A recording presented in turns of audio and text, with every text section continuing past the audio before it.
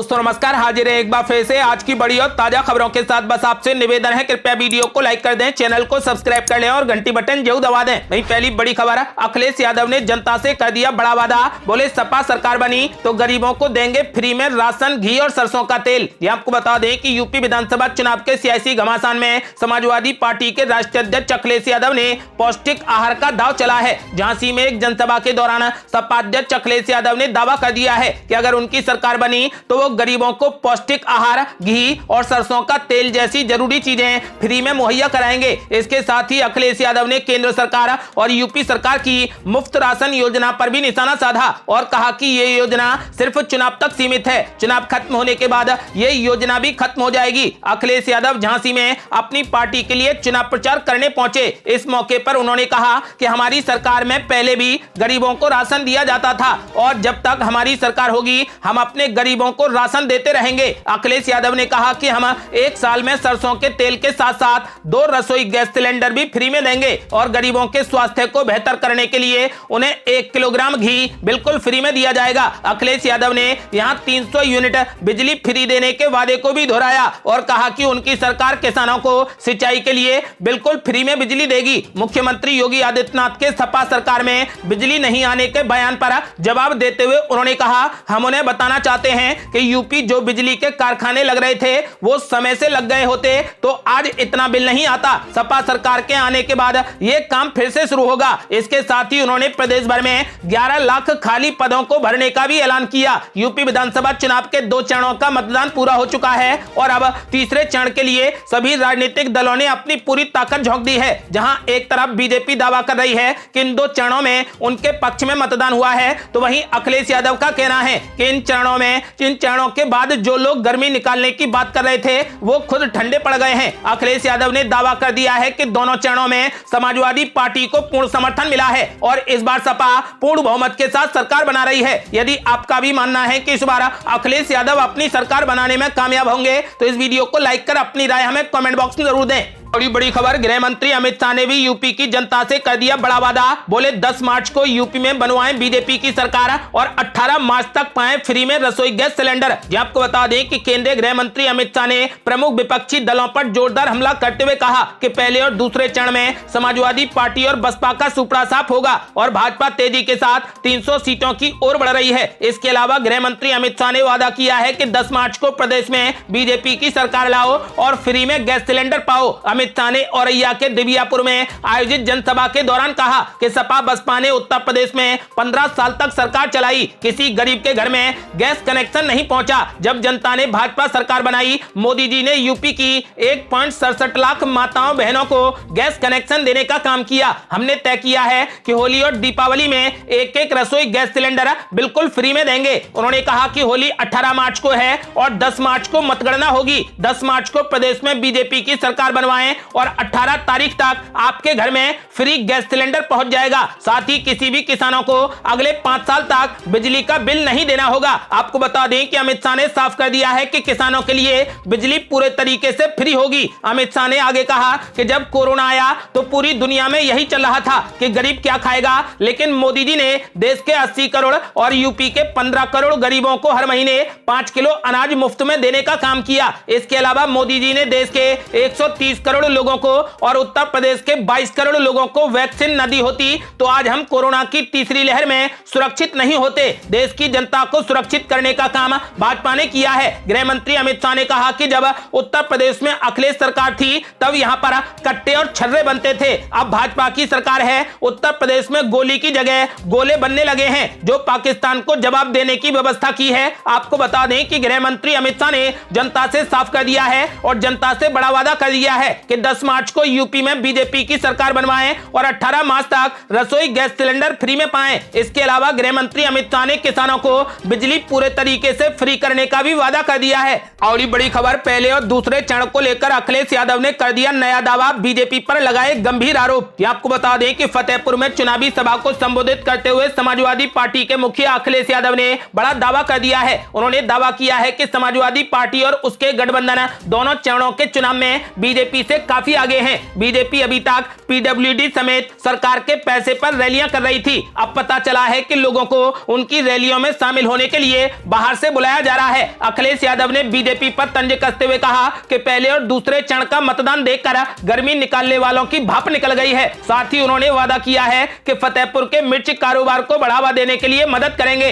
अखिलेश यादव ने बीजेपी पर निशाना साधते हुए कहा कि कोरोना के समय में अगर सरकार सही समय पर दवाई दिला देती, इलाज करा देती तो जानें बच जाती। बीजेपी सरकार दोषी है जिन्होंने हमारे गरीबों को अनाथ छोड़ दिया है। बीजेपी सरकार ने जो मेडिकल कॉलेज यहां पर बनाए, ये उसमें ना तो डॉक्टर हैं ना दवाई है। इसके साथ ही उन्होंने वादा किया है कि समाजवादी पार्टी की सरकार बनने पर 18,000 रुपए प्रतिवर्ष समाजवादी पेंशन गरीब वृद्धों, जरूरतमंद महिलाओं और बीपीएल परिवारों को मिलेगी। आपको बता दें कि साथ ही उन्होंने पुरानी पेंशन बहाल करने का भी वादा कर दिया है। अखिलेश यादव ने साफ कर दिया है कि पहले और दूसरे चरण में बीजेपी से आगे समाजवादी पार्टी निकल गई है और समाजवादी पार्टी इस बार प्रचंड बहुमत के साथ सरकार बनाएगी।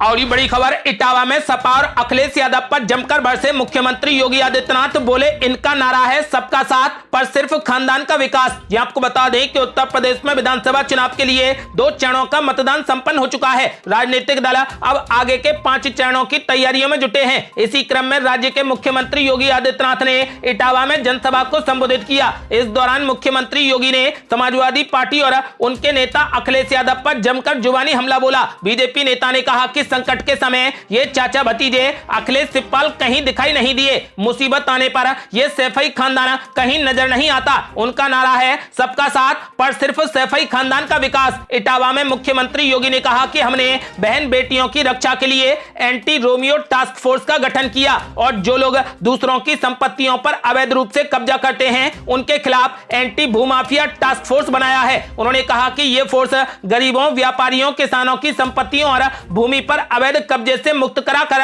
लोगों को वापस देने का कार्य कर रही हैं। हमने अब तक इसके तहत 64,000 हेक्टेयर भूमि को कब्जे से मुक्त कराया है। इटावा, भटथना और जसवंत नगर की विधानसभा के लिए जनसभा कर रहे मुख्यमंत्री योगी ने कहा कि कोरोना कालखंड में महीने में 2 बार फ्री राशन की सुविधा आज भी दी जा रही है। हमने तय किया है कि प्रदेश के 1 करोड़ युवाओं को टैबलेट और फ्री स्मार्टफोन देंगे। मुख्यमंत्री योगी ने दावा किया है कि आज प्रदेश में 1 करोड़ वृद्धजनों, विधवा महिलाओं और दिव्यांगों को पेंशन दी जा रही है। मुख्यमंत्री योगी आदित्यनाथ ने साफ कर दिया है कि विकास के दम पर एक बार फिर यूपी में प्रचंड बहुमत की सरकार बनाएंगे।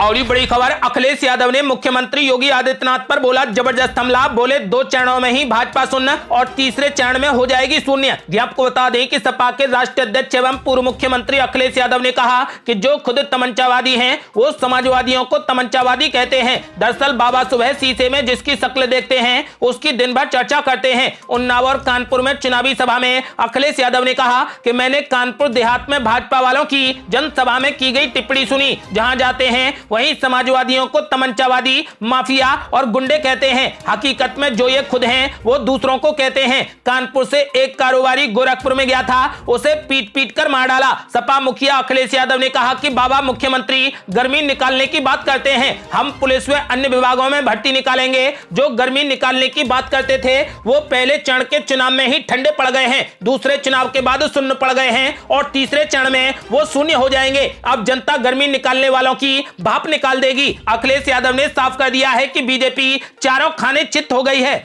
और बड़ी खबर, मैनपुरी में जमकर गरजे गृह मंत्री अमित शाह। बोले पहले और दूसरे चरण में सपा का हो गया सुपड़ा साफ। आपको बता दें कि गृह मंत्री अमित शाह ने कहा कि पश्चिमी उत्तर प्रदेश में पहले और दूसरे चरण के चुनाव में समाजवादी पार्टी का सुपड़ा साफ हो गया है। इन 2 चरणों में भाजपा सरकार की नींव डालने का काम जनता ने किया है। अब मैनपुरी को इस नींव पर 300 पार का विशाल महल बनाकर खड़ा करना है। उन्होंने कहा कि बुआ और भतीजे की सरकारों में उत्तर प्रदेश की अर्थव्यवस्था देश में 7वें स्थान पर थी। उन्होंने आगामी 5 साल में उत्तर प्रदेश की अर्थव्यवस्था को नंबर 1 बनाने का वादा किया और कहा कि भाजपा सरकार में प्रदेश में 10 लाख करोड़ का उद्योग लगाकर रोजगार देने का काम करेंगे। कश्मीर को भारत का अभिन्न अंग बताते हुए गृह मंत्री अमित शाह ने कहा कि जब प्रधानमंत्री नरेंद्र मोदी ने धारा 370 हटाई, 3 तलाक को खत्म किया तो अखिलेश यादव ने विरोध किया था क्योंकि वो वोट बैंक से डरते थे, लेकिन हम वोट बैंक से नहीं डरते। उन्होंने कहा कि अखिलेश यादव ने कहा था कि 370 हटी तो खून की नदियां बह जाएंगी, लेकिन एक कंकड़ भी नहीं चला।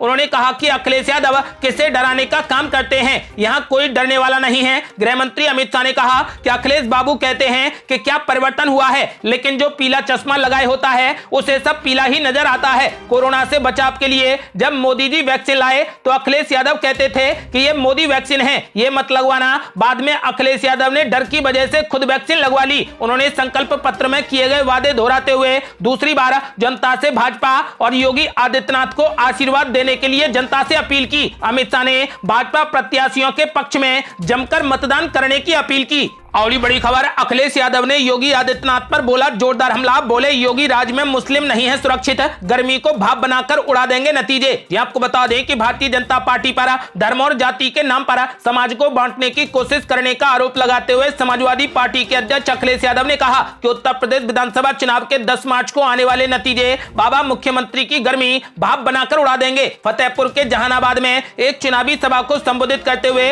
अखिलेश यादव ने कहा कि भाजपा जातियों के नाम पर झगड़ा कराना चाहती है। अपने राजनीतिक स्वार्थ के लिए वो पिछड़े और दलितों को धोखा दे रही है। मुस्लिम अल्पसंख्यक सुरक्षित नहीं है, अगड़ी जातियों के साथ भी अन्याय किया जा रहा है। सपा सरकार के आने पर जातीय जनगणना कराई जाएगी और आबादी के हिसाब से उन्हें हक और सम्मान दिलाने का काम किया जाएगा। मुख्यमंत्री योगी आदित्यनाथ पर प्रहार करते हुए उन्होंने कहा कि बाबा मुख्यमंत्री इन दिनों अपने भाषण में बहुत सारी बातें कर रहे हैं, कानून व्यवस्था से लेकर सपा के लोगों को तमच्चावादी तक कह रहे हैं। फतेहपुर की जनता जानती है कि भाजपा के नेता सुबह उठने से लेकर रात को सोने तक जमीन कब्जा करने का काम करते हैं। भाजपा के नेता शराब के धंधे में लिप्त हैं, उनमें सबसे ज्यादा फतेहपुर से ही ताल्लुक रखते हैं। मुख्यमंत्री तो वास्तव में सोए हुए हैं, जो सो चुके हैं उन्हें जगाने के लिए, चिलम वाले लोगों को हटाने के लिए जनता तैयार है। बाबा मुख्यमंत्री की गर्मी को जनता भाप बनाकर उड़ा देगी। अखिलेश यादव ने कहा कि भाजपा सरकार के कार्यकाल में महंगाई चरम पर पहुंच चुकी है। पेट्रोल डीजल के दाम 100 रुपए के पार चले गए हैं, सरसों का तेल महंगा हो गया। किसानों और नौजवानों के साथ सरकार ने धोखा किया। किसानों की आय दोगुनी करने का मामला हो या फिर नौजवानों को नौकरी दिलाने का वादा हो, सब झूठे साबित हुए। वास्तव में भाजपा झूठ बोलने वाली पार्टी है। वहां छोटा नेता छोटा झूठ बोलता है और सबसे बड़ा नेता सबसे बड़ा झूठ बोलता है। अखिलेश यादव ने दावा कर दिया है कि चिलम वाले लोगों को हटाने के लिए जनता तैयार है। बाबा मुख्यमंत्री की गर्मी जनता भाप बनाकर उड़ा देगी। और ये बड़ी खबर, उप मुख्यमंत्री केशव प्रसाद मौर्य ने अखिलेश यादव पर बोला जबरदस्त हमला। बोले अखिलेश यादव की जमानत तक जब्त करा देगी करहल की जनता। ये आपको बता दें कि उप मुख्यमंत्री केशव प्रसाद मौर्य ने कहा कि करहल विधानसभा क्षेत्र में इस बार सपा प्रत्याशी अखिलेश यादव की जमानत तक जब्त हो जाएगी। मैनपुरी के लोग सपा के आतंक से परेशान हैं, इस बार मतदाता वोट के जरिए आतंक से निजात पाएंगे। उन्होंने कहा कि किसानों को फ्री बिजली, युवाओं छात्राओं को स्कूटी और स्मार्टफोन टैबलेट सहित युवाओं को रोजगार दिया गया है। जो लोग अभी उपद्रव कर रहे हैं उनकी सूची बना लेना। 10 मार्च के बाद उनसे निपटने का काम भारतीय जनता पार्टी करेगी। राज्यसभा सदस्य गीता साके पर हुए हमले का जिक्र करते हुए उन्होंने कहा कि जिन लोगों ने ये उन पर जानलेवा हमला किया है उनको हम सबक सिखाएंगे, उन पर कड़ी कार्रवाई करते हुए 10 मार्च के बाद जेल पहुंचाएंगे। केशव प्रसाद मौर्य ने कहा कि 10 मार्च के बाद समाजवादी पार्टी का नाम बदलकर समाप्तवादी पार्टी करने का काम उत्तर प्रदेश की जनता करेगी। जितना कमल का बटन दबाएंगे उतना ही आतंकवाद का सफाया होगा। प्रदेश में भाजपा की ही सरकार बनेगी। किसनी के एक स्कूल में भाजपा प्रत्याशी आशु दिवाकर के समर्थन में जनसभा में उप मुख्यमंत्री केशव प्रसाद मौर्य ने कहा कि पहले 2 चरण के मतदान में साइकिल पंचर हो चुकी है। दंगाइयों को संरक्षण देने वाली सपा के समय में प्रदेश में 700 दंगे हुए थे। 10 मार्च की सुबह 11 बजे ही सपा के 12 बज जाएंगे। चुनाव में बेखौफ होकर वोट डालना, परेशान करने वालों के नाम नोट करना, उनको सबक हम सिखाएंगे। आपको बता दें कि उन्होंने ऐलान कर दिया है कि 10 मार्च को बीजेपी फिर से सरकार बना रही है।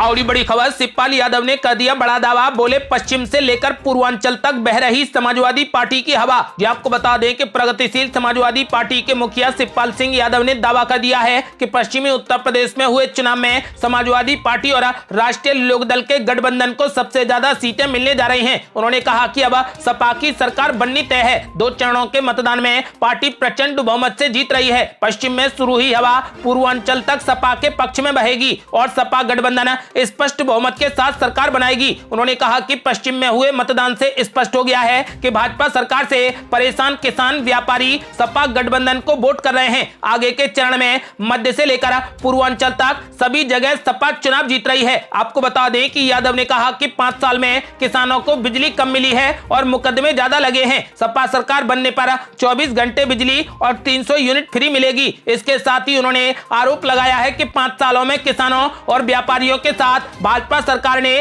सिर्फ धोखा किया है। शिवपाल यादव ने साफ कर दिया है कि इस बार समाजवादी पार्टी की सरकार बनना निश्चित है।